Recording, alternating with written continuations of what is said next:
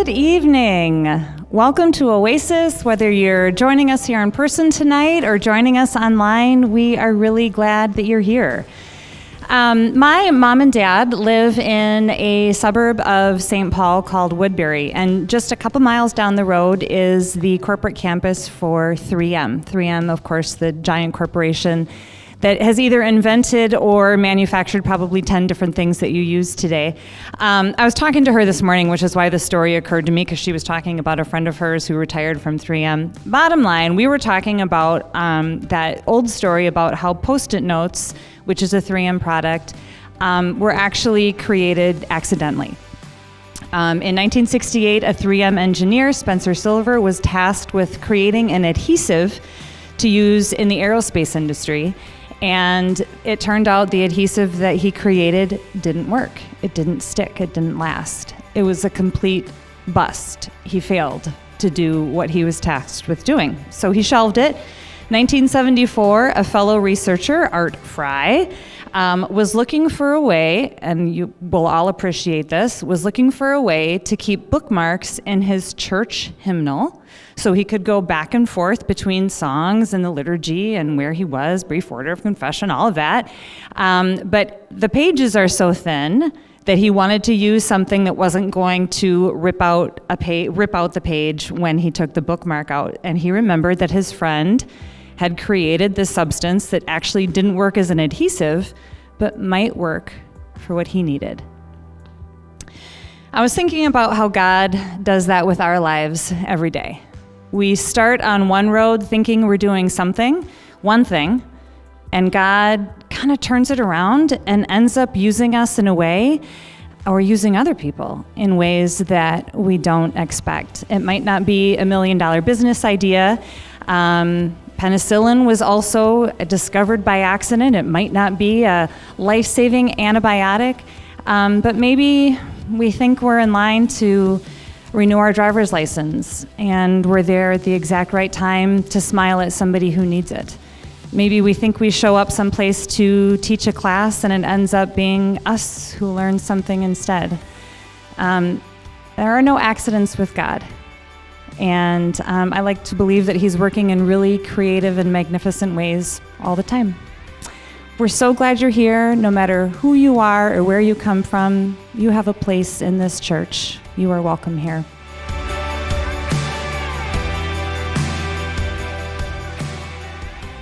O God of every now and then, we pause for one moment to praise you for all the moments in our lives. We praise you for glorious moments, bread, lilacs, morning coffee, a rooted word, a rapturous song, a circle of stories. We praise you for the shared moments, honest exchange, deepening trust, earned friendship, trouble met, the release of tears, the easing of fears, the renewing of wonder and embracing of mystery.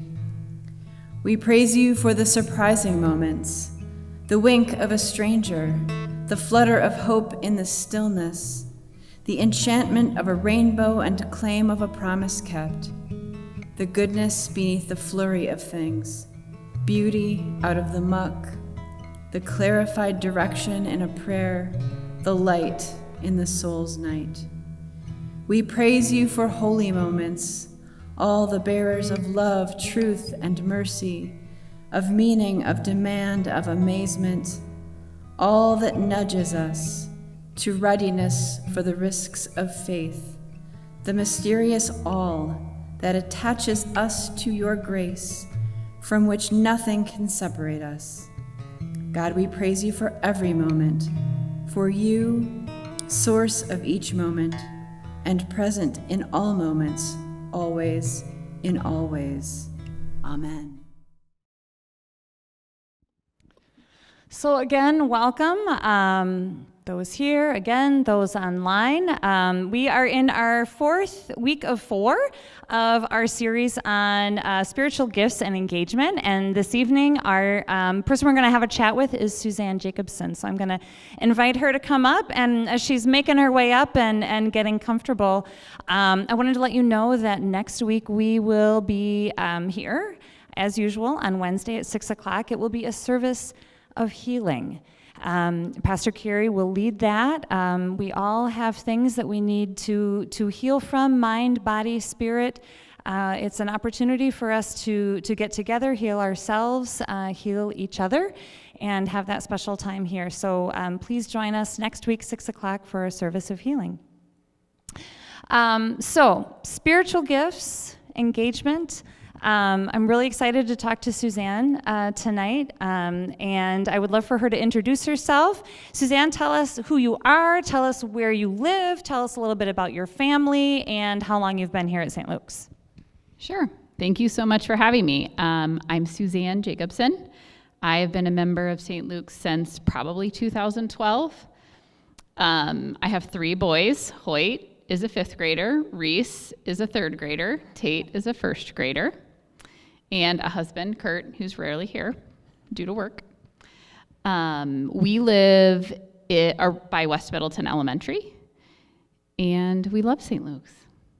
And you have a little bit like a hobby farm, right, too? Sometimes you bring eggs and goodies. True. Okay. We do have a hobby farm.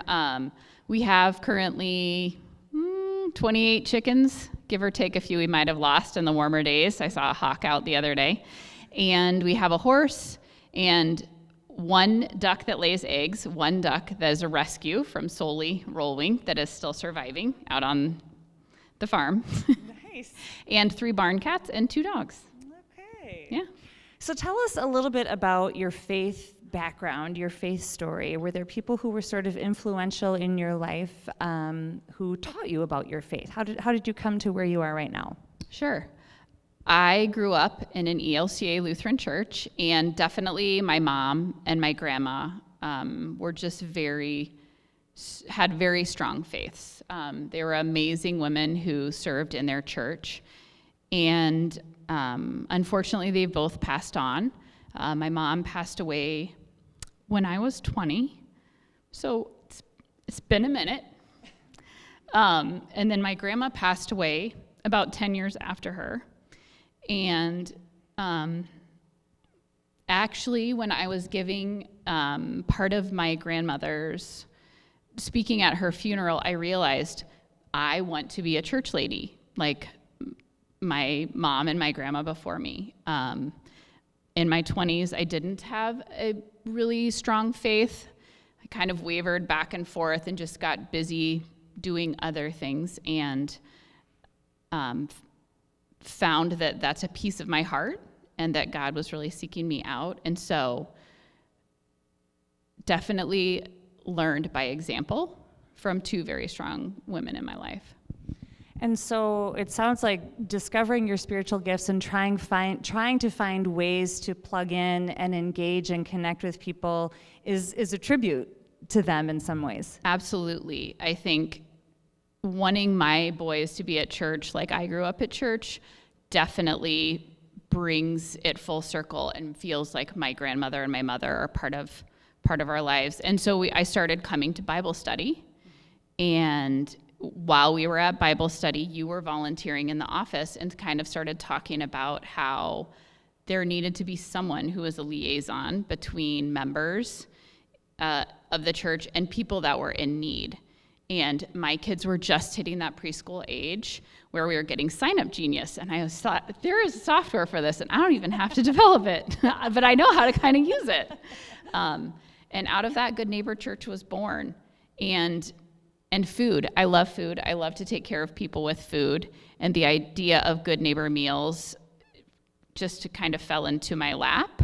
I spent some time early one morning with God, and it became very apparent that this was supposed to be my next path. And I know that we've helped a lot of people, and I know that just nurturing someone's body when they're suffering can bring a lot of joy, and it's a really easy way to serve.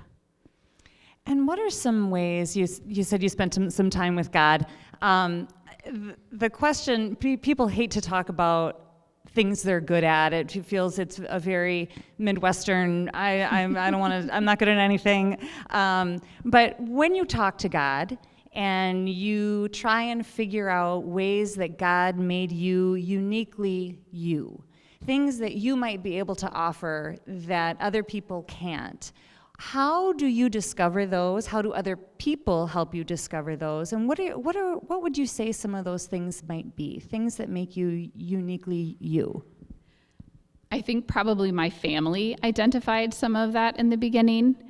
And maybe some of your gifts are something that you owned when you were younger and then didn't care for. It's a part of yourself that maybe you don't necessarily want to identify with anymore. In my family, I am the firstborn and the firstborn of all the grandchildren, and so I was deemed the boss. And if anyone's familiar with the Enneagram, that's also my number. I'm an 8. But I was just recently reading an Enneagram of belonging that some of these attributes that maybe we don't want to identify with are actually strengths and have a purpose in our life, and God gave them to us for a reason, and that we don't have to shun that part of ourselves. We can spend time with God and realize, hey, maybe the fact that I'm very comfortable being direct and telling people what to do is actually a gift when it's used to help other people. You know, and to that end, I'll tell a quick story. I know you also work with Luke's Closet, and there are sorting days where people can volunteer to come in and sort of sort through donations that people have made. And I know you said that you were sort of explaining we were there to volunteer to help sort, and you were sort of explaining how to identify like what piles to put things in. And you said, you know what, I think sometimes people have a hard time throwing things away that probably really shouldn't be donated. So they give it to us, and you said, and I just don't have any problem throwing them away. So Very true. We kind of learned early on in the Loose Closet ministry that one of our jobs is to help people separate from their belongings that they have a hard time removing from their own home. And we can serve others in organization as well as helping others. How has learning your gifts, understanding your gifts, helped you to understand God's mission for you and your place in that mission? I guess really not. After spending time with God the first time with Good Neighbor Church, it was pretty terrifying, honestly. It was an early morning, and the boys were young. It was rare to have quiet moments, and it was a pretty powerful experience. And I don't want people to be afraid to go there, because I have been afraid to go there. But the more I seek out God in silence, the more comfortable I become, and the easier it is to kind of navigate the path of not what I want to choose, but where I should be going or how God would like to be using me. And I'm so glad you used that word. I mean, generally we don't like to be terrified, but at the same time, I feel like that's been kind of a reoccurring theme over the weeks that we've been talking about this, is people not feeling quite adequate, not quite up to the job. They saw something and they were like, maybe, but no, not me. Not me. I can't do that. And so it's, if you have maybe some other examples of that, or ways, I'd love to hear more about that, and just to put people's mind at ease that sometimes it's not an obvious fit, right? It's not a puzzle piece that fits perfectly, but it's more about maybe taking that leap and letting God use us. Definitely. And I think for sure, for me, the computer is not my strong point, and I actually really don't care for doing things with the computer. But I knew that this could work, and I knew it was a simple thing. And I remember at some point in Bible study, we talked about how do not be afraid is one of the most spoken words from God to us in the Bible. And I think that's so true in so many ways. But for me, there's so much mystery in my belief in spiritual life, and I don't need to understand anything. And with Luke's Closet in specifically, there have been so many times where the pieces aren't fitting together and we don't really know what we're doing. It's a very organic process, and God always provides. Every single time it comes together. You just have to be there so it can come together. I don't want this to sound condescending, but because I don't say this from a place of somebody who has it figured out, but it's been a joy to know you and to watch you listen to God more and more. And you and I know each other from Bible study, but we don't serve on a lot of the same other ministries or things, so our paths don't necessarily cross, but I hear you and I see you, and the way you so passionately talk about the things that are important to you and the things that you're involved in, it has been so inspiring to sort of watch you. I know you're having those conversations with God, and it has been so inspiring to watch and hear you say, yes, I'll give that a go. And I don't say that from a place from somebody who's got it figured out. I say that from a place of somebody who's inspired, watching you sort of figure out what your gifts are and where they can be used. So thank you for that, for me. Thank you. So kind of wrapping up, one question that I love to ask every member is, what do you know for sure? And that can be anything from there is nothing better than a quarter pounder with cheese to the most profound thing you can think. But if you, at the end of the day, somebody said, what do you absolutely know for sure? Suzanne Jacobsen, what would you say? God is amazing and more powerful than we can even begin to imagine, but continues to stoop and look for me and seek me out, and that means everything. Amen. Thank you for your time. Yeah, thank you.